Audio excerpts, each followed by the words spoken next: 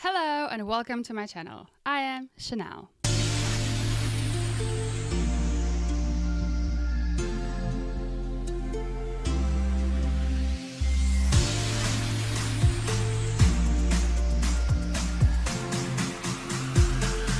Unapologetically you. Thank you so much for joining me. This is my very first episode. I'm very excited. It's something I've wanted to do for such a long time. And finally, I feel like it's the time. I hope it's the time. And today is quite significant to me because a week ago was my first day as an unemployed person. You might be thinking, why is that great? Well, it's not necessarily great, but in some sense, it is kind of great. Thinking of the fact that I kind of, had to go through a lot of obstacles to be here in this position. So, yeah, I just want to share it with you guys, and then I'll tell you a bit more about my channel. So, as I said, I've been unemployed for a week. It doesn't sound great, but, it has its perks, I guess. So, I actually have been stuck in a job that I really didn't like anymore. So, and I really just wanted to get out of the situation. I've been dealing with it for a very long time. I've been there for actually about 7 years and 4 months to be exact. I can't believe it. I really can't believe it. So it just happened so fast. And then it was like, oh my word, why am I still here? But luckily now I'm out. But everything wasn't all bad. So after school, I decided to. I'm not really sure what I decided. I think I tried to pursue some form of creative jobs. But I realized quite quickly on in my life that I'm not commercial. I don't like anything that is too commercial. I don't like anything that a lot of people like. And I don't really want to do the same thing that other people are doing. Not because I want to be difficult, just because I don't see an interest in it. I don't find it fun for me. You know what I mean? Also, I'm not really someone who follows trends, so no. And then I pursued some stuff and I realized it's not what I want to do, which is weird. But anyway, so then actually I decided to take on a new job, totally different, something that I've never done before. And I got the opportunity in 2017 to work at a corporate firm, which was different because I was like, I don't know how I got here, but okay, let's do it. At that point in my life, I was like open to whatever. So I started the job and I loved it. The first year was like amazing. I loved it. I made friends with everyone in my team. And we had lots of fun. We hung out. We were crazy. And we were loud. We were just cool. The building was kind of away from the big building. So we could just kind of be whatever and do whatever. Obviously we worked, but I mean, we could just be ourselves. And it was kind of a team where everyone was quite loud and facilitators. And everyone was just crazy. So yeah, it was really fun. I had a great time. I had a great boss. Everything was so cool. And after that year, when I went back in 2018 after the December holiday, I decided, okay, no, I don't like it as much anymore. And as of that year, I started to dislike it every year more and more and more. And now it's almost 6.5 years later since the time that I've hated it. So I then decided to not work there anymore. I wanted to resign multiple times, but it was a bit difficult. I couldn't just not work there and just give everything up. And I think it's difficult because you could have a decision to kind of want to move on, but then it's like, is it really the right time? Is there still reasons for me to be here? I don't know. You can't just always take your stuff and go and you're over it. Some people might think it's not the case and they'll be like, whatever, I don't want to do this anymore. But I just couldn't do that. I couldn't afford to do that. And also, I was very unsure about what next. I mean, what would the point be of me just leaving and now what? So I stayed forever. And then years passed and passed and passed and I hated it. So I didn't hate everything. I didn't start hating everything. I didn't like the job. I felt like I was unhappy. I didn't feel like it brought me any joy. I didn't feel like I was challenged. I didn't feel like it was me. It was just kind of me just doing a job. Nothing really mattered. You know what I'm saying? And it was very difficult because obviously I grew up a lot there because when I started there, I was quite young. So, yeah, I grew up a lot and I realized I have a lot of skills and stuff that I'm good at that I never thought ever that I would be good at or even thought about. I mean, but I gained so much experience in a lot of things, like how to deal with people, what kind of work I am, how my job ethic is, how I am with people, how people perceive me, how I'm in a team, how I am working separately, whatever. So there were some really good things about it. There's not. I don't want to like make like it was the worst thing ever, forever. But as the time went on, I've just realized that it's really just not for me, and I'm stuck in a thing where I just don't belong. Like I can feel I don't belong here. I can feel like I'm sort of like lost. I think I've been lost for a very long time as a grown up after school, and it's not because I am trying to like find my talents or whatever. I think it's just because I've realized that there's not one, I can't say there's one thing that I'm really good at. I can say I'm good at a few stuff, but I can't say like I'm good at this and I'm just good at that and I'm just good at this, which makes it difficult to kind of narrow down what it is that you're going to like kind of do. If you are good in a few things, you know what I'm saying? Like, I can't say something stands out. I think there is something that stands out, but I mean, it's not something that stands out for me. So it was really difficult, and I felt lost for hours and hours.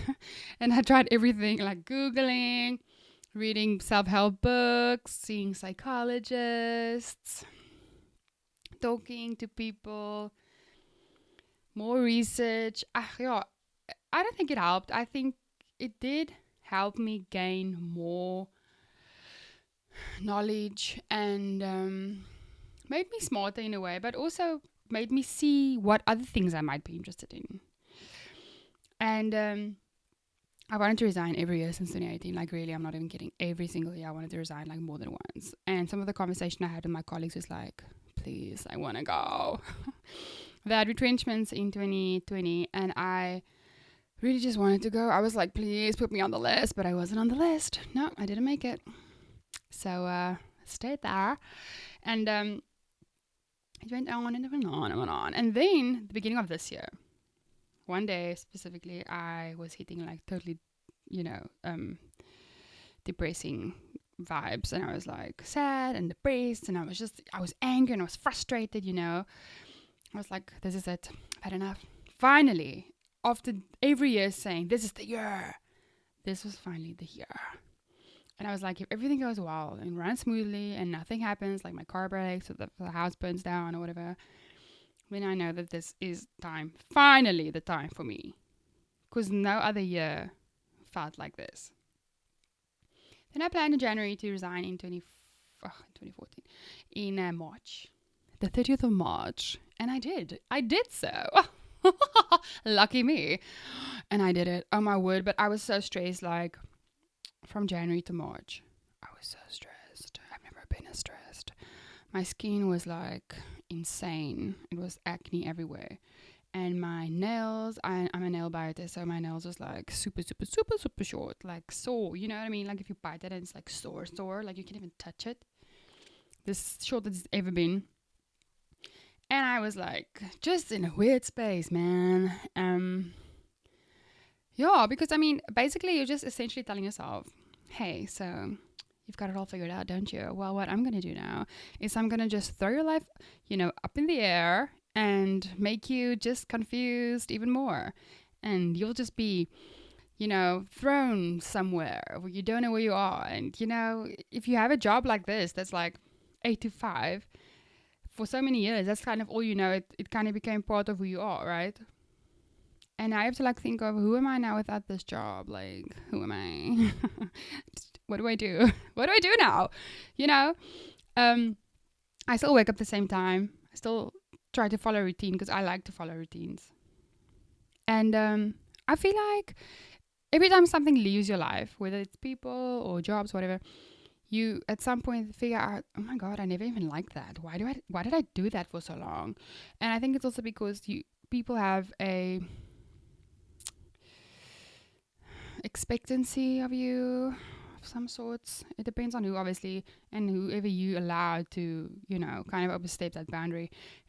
And then you realize that you like stuff because they did, not really because you liked it. If you were the only person in the world, would you do those things? Like, I don't know. Probably not. Maybe. I don't know.